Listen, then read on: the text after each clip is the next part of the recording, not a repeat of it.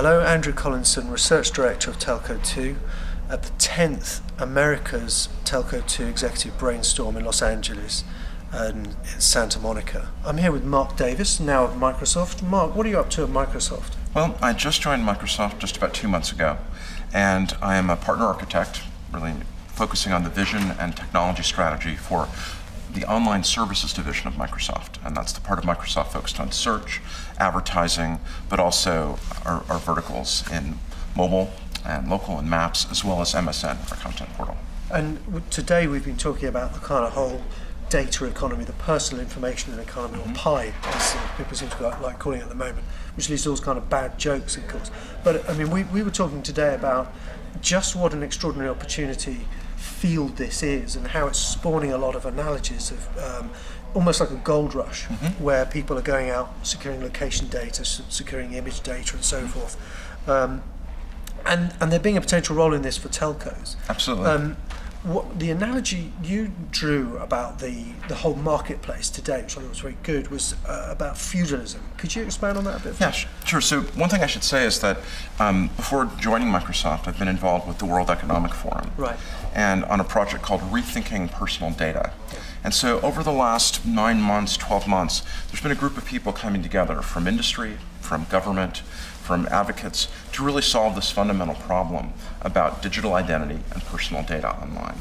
And so if you think about the internet and how it's structured, there's been regulatory pressure from Article 29 of the EU, from the FTC and others, and for good reasons, concerns about data created by and about people, right? So if we think of personal data, what is it?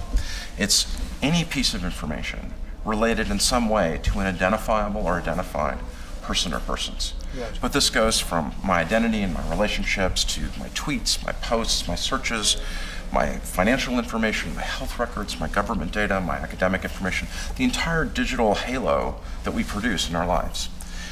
But what we realize in doing this project, and part of why we're working with the World Economic Forum on it and with a number of companies and governments as well, is that we face a fundamental challenge for our digital economy and our digital society, is that the core infrastructure for our economy and society is broken. And it's broken because the political economy of the internet has perhaps gone in the wrong direction. So you asked about feudalism.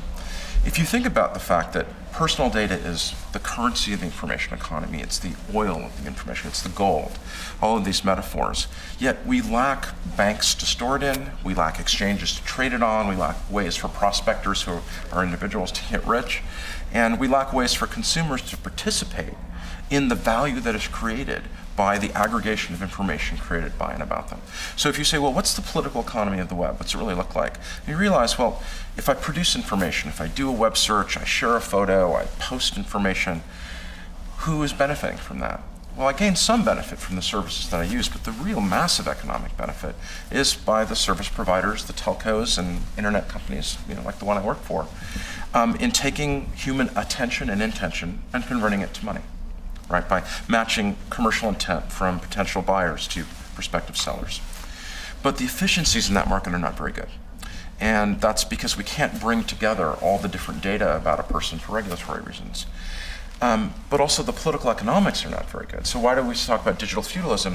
If you think about the web now, I don't really own my name, I don't own my body, I don't have a house, I don't own property, I don't have freedom of movement this or is expression. The digital you, I should clarify here. The digital me, yes. I actually do have a name, a body, and some property and the rest. But your digital self, thanks for asking, you lack these basic rights to property, to identity, freedom of expression, freedom of movement, and your labor effectively goes to the lords of the manor. So you can think in some ways the political economy of the internet is that consumers are data serfs, right?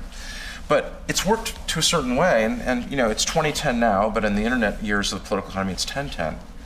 But as we've seen in Europe and other places, that feudalism was supplanted by a different type of social, economic, and political structure. And so in the 18th century, Enlightenment thinkers and revolutionaries and the founders of the American nation got together to say, well, we can organize information and rights and values into different structures that have better impacts for society and for the economy. Things like human rights, property rights, civil society, and free markets.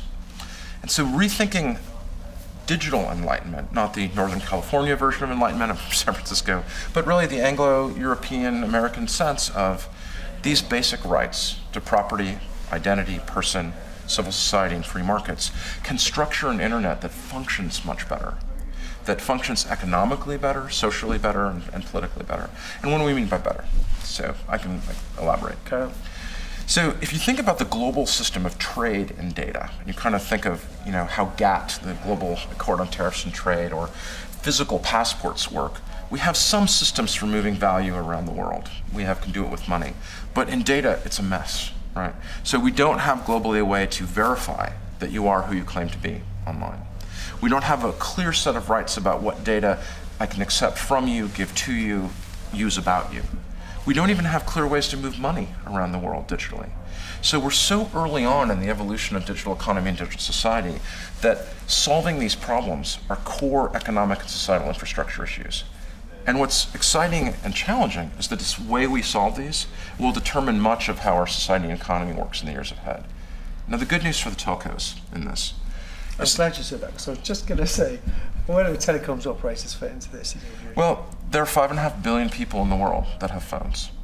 There are people that have phones that do not have access to drinkable water. There's a recent study about that.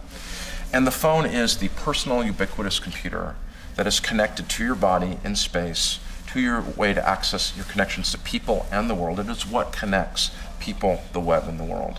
And it does it at massive scale. So telcos have valuable information about who I am and who I'm connected to, about where I am, where I've been, where I might even want to go. They have information about what I'm interested in, attending to, and interacting with, and even what's around me. And they know when I do these things, where, when, who, and what. The connection of that rich contextual metadata in a way that we as individuals have control over that information and can bring together our call logs, our location logs, our web searches, our browser history, our transactions together, means that telcos can be instrumental in creating a better user-centered personal information economy, where the value of bringing these assets together can be realized to have greater personalization of services, far more efficient advertising and commerce, and a set of core services to enable people to lead their digital lives. So if I were to try and summarize what you've said, I mean, first of all, there's a huge opportunity. Absolutely. And currently the game's open to a degree. Players have made moves. There is a role, and there are possibly a number of important roles for telcos in that. And clearly, from your involvement and from our involvement and your involvement in the World Economic Forum, this is something that the big players are taking seriously. We saw AT&T kind of joining that conversation in a very serious way. So, yes. One of the things I just wanted to conclude on is your take on the progress we've seen over the last year. Because that's a great question.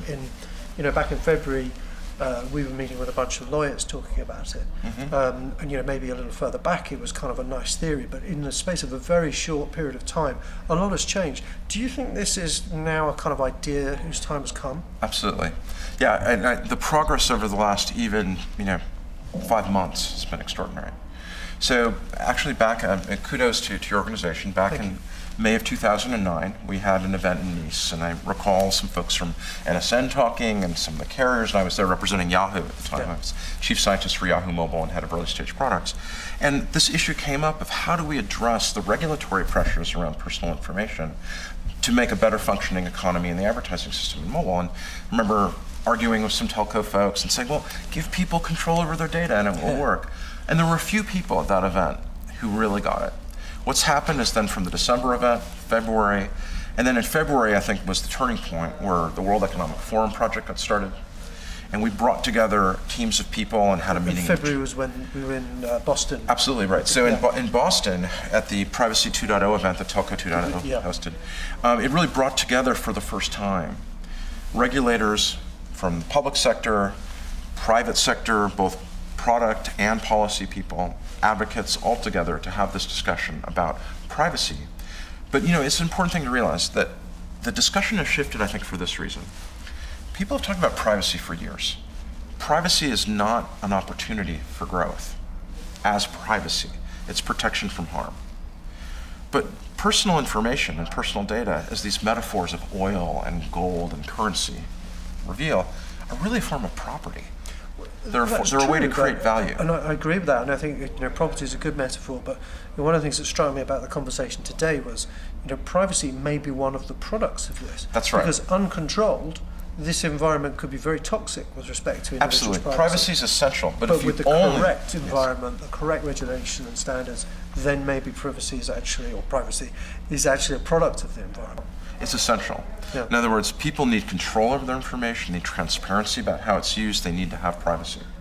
But that alone will not energize the ecosystem to growth. The transformation, your question about what shifted, is an understanding, I think, of certain folks in telco and IT and in government, that if we can create a framework for benefit, shared benefit between the private sector, the public sector, and the people, that we can optimize the economy and society. So privacy becomes a byproduct of this process. It does become a product of this process, but it's not the only reason. No.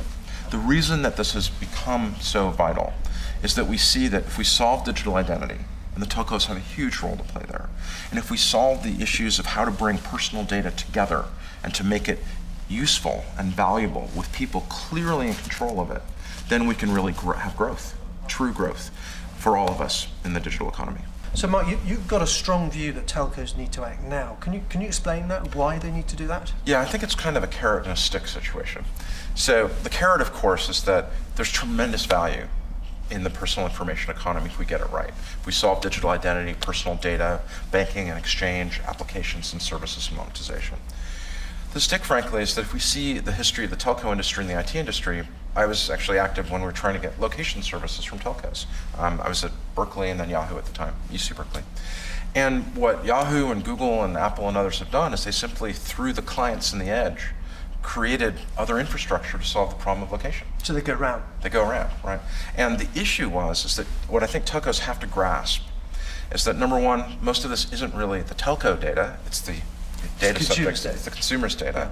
And things that seem like services that you want to be able to charge for, especially access to data APIs, you'll make more money if you enable the ecosystem by making these things sort of in a freemium state, right?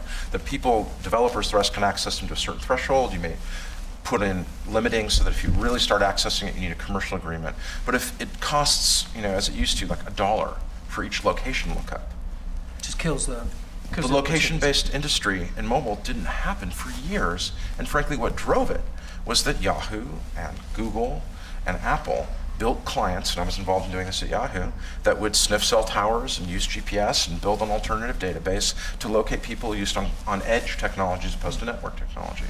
The same issue I think the telcos face today is that if telcos understand that working together with IT companies and all of us together, if we can create an ecosystem where data flows under user control in ways that create new value, that we all win. But if we lock it up and we say, no, you can't access it or it's prohibitively expensive, the industry and the ecosystem will find ways to work around it. So I think great opportunity, and it would not be wise to wait. Marc Davis of Microsoft, thank you. Okay, pleasure.